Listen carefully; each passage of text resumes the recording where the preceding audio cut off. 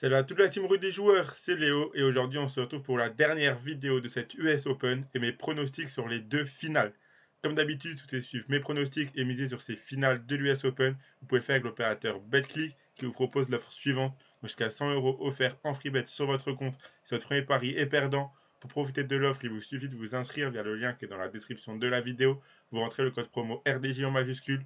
Vous faites votre premier pari, s'il est gagnant, vous remporterez vos gains, et s'il est perdant, Betclic vous rembourse en freebet le montant de votre pari à hauteur de 100 € maximum, donc n'hésitez pas à profiter de cette offre.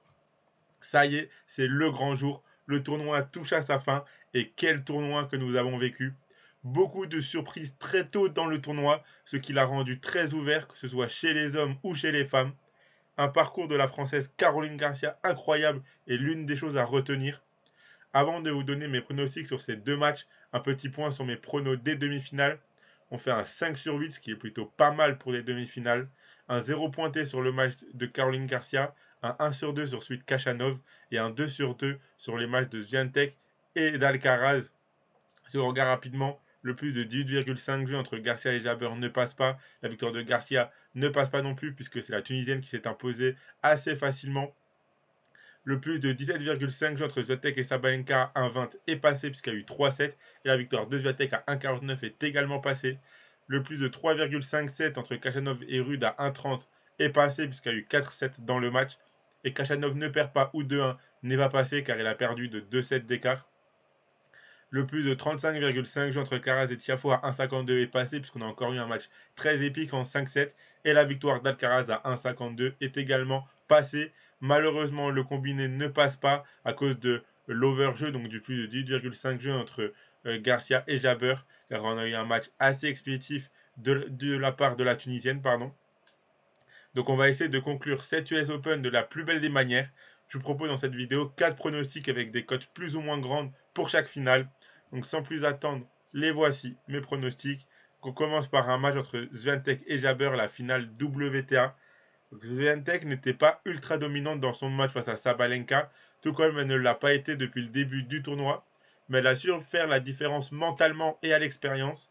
Après avoir perdu le premier set 6-3 face à une très bonne Sabalenka, la Polonaise a haussé son niveau de jeu pour remporter le deuxième set 6-1.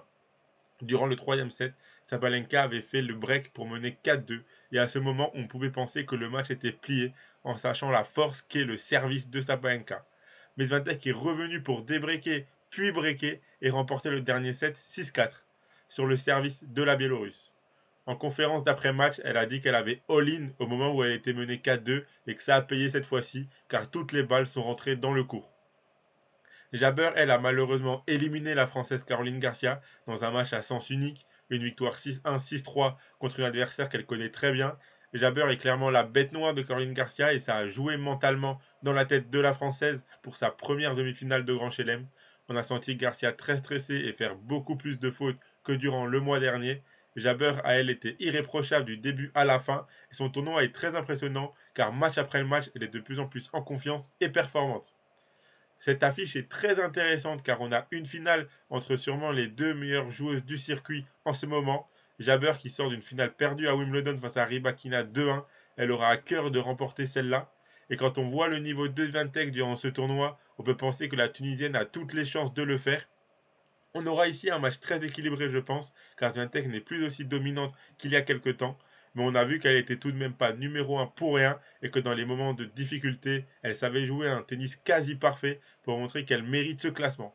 Je ne vois vraiment pas comment on pourrait avoir un match à sens unique ici, donc mes pronostics c'est le plus de 17,5 jeux à 1,22, le plus de 2,57, donc les deux joueuses gagnent un set à 2,10, la victoire de Jabber à 2,46 qui est coté trop haut pour moi, et la victoire de Jabber est le plus de 21,5 jeux qui est coté à 4,15.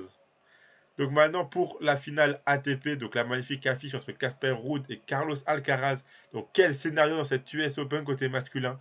On a une finale pour déterminer qui soulèvera le trophée, mais également qui deviendra le nouveau numéro 1 mondial. D'un côté, le Norvégien qui fait une saison remarquable. Après sa finale perdue à Roland Garros face à Nadal, il atteint une nouvelle fois la finale d'un grand chelem. Un parcours remarquable avec une victoire très solide contre un Berrettini qui est passé à côté de son match, puis un Kachanov qui jouait vraiment un bon tennis. On a quand même vu que Ruud pouvait avoir des moments d'inconstance durant ses matchs, pourtant si bien maîtrisés. notamment au troisième set, quand le Norvégien mène 2-0. Il a perdu ce troisième set face à Moutet. Berrettini servait pour le set également dans le troisième, et Khachanov a lui aussi remporté ce troisième set. Attention à ce que ce scénario ne relance pas Alcaraz dans la finale s'il se produit. Que dire de Carlos Alcaraz? 3 matchs très intenses d'affilée qui se terminent en 5-7 face à Cilic, Sinner et Tiafoe.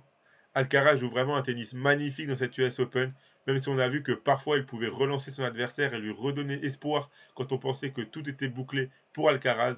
Ça a été le cas face à Cilic, mais également hier face à Tiafoe, quand il a perdu son break d'avance 2 fois dans le quatrième set, alors qu'il menait 2-7-1.